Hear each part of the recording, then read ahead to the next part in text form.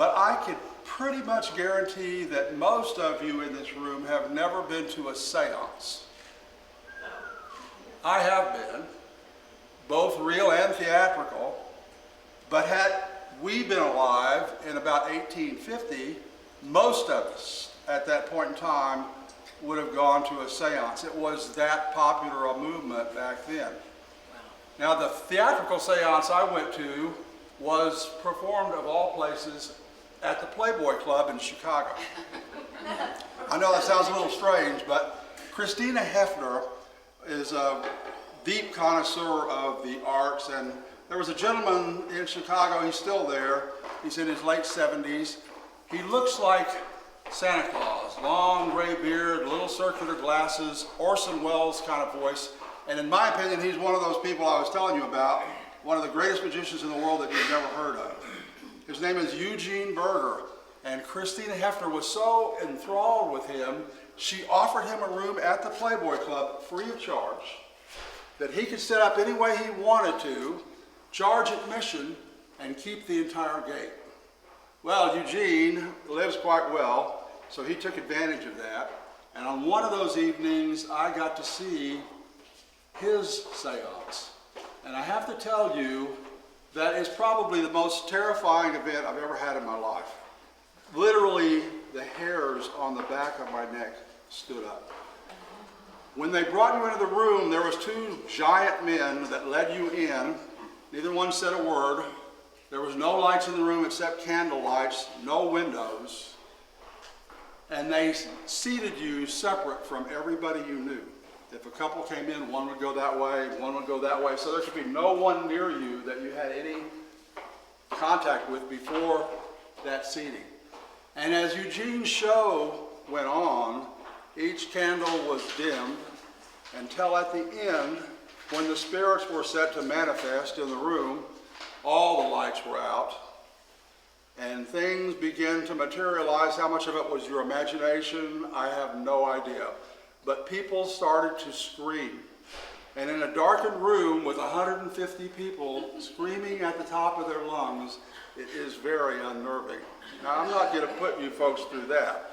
But I'm going to show you something that Eugene was nice enough to give me, because he gave me this pair of very small slates, much like the spiritualists used back in the 1850s. They're just chalkboard slates. And I'll show you kind of what they did. I need another volunteer here.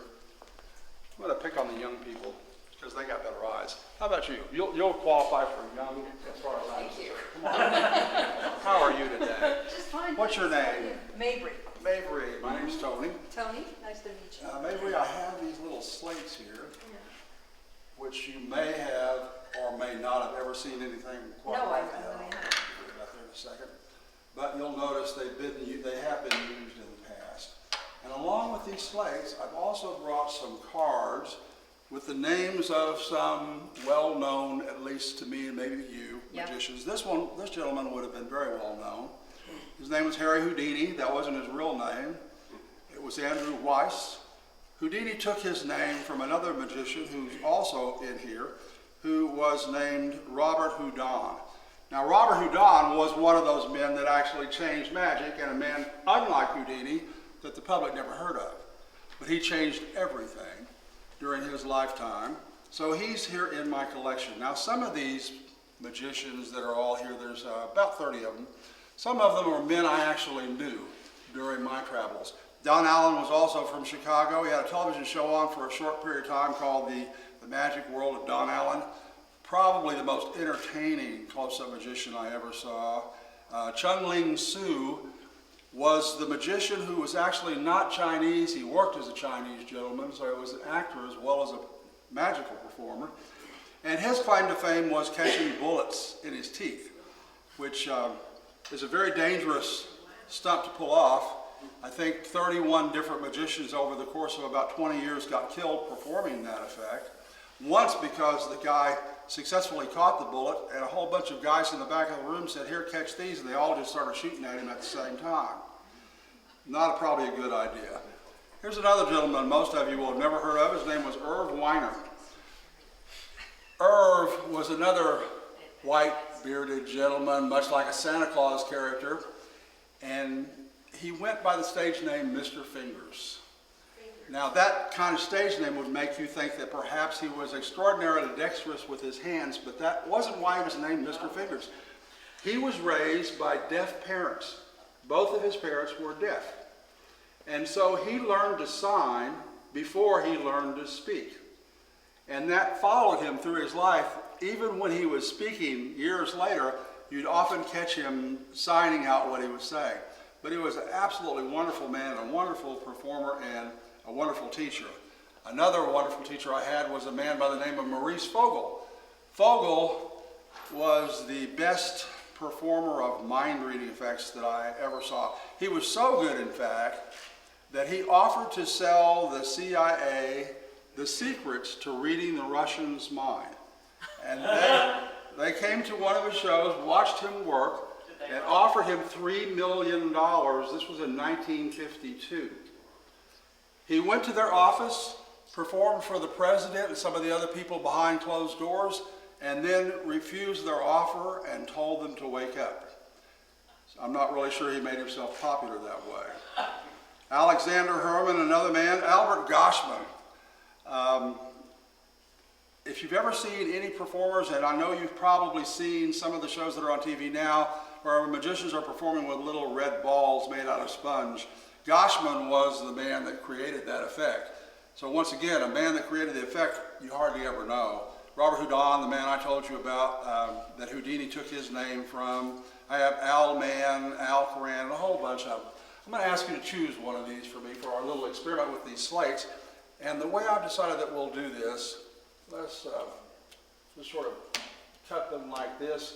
And I'm going to just sort of push the cards across, and you just tell me when to stop. Right there. I'll turn them over right where you said stop. Let's do that one more time so people will know we're not colluding. Just tell me when to stop. A second one then? They're kind of going in clumps, but where did you want me to stop? Right there. Right here. All right.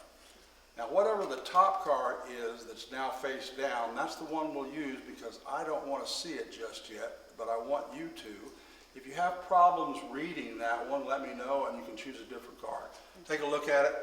Can you read what it says on there? I can. You may not know how to pronounce it because some of these gentlemen were from other countries, but whatever that is, let's see, first of all, we need to clean these up a little bit.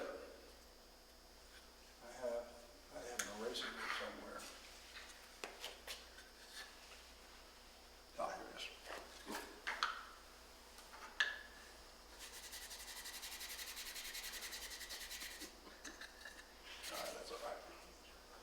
Now, I will use this variable tension gripper, put these two slates together. Well, this is a cheap one, it's called rubber band. All right, fair enough? Nothing can get in and nothing can get out. I have a little piece of chalk right here. I think that'll be small enough.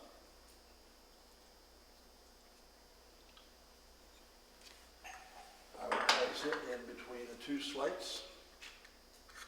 Thusly, mostly chalk powder, so we may not get a real good image.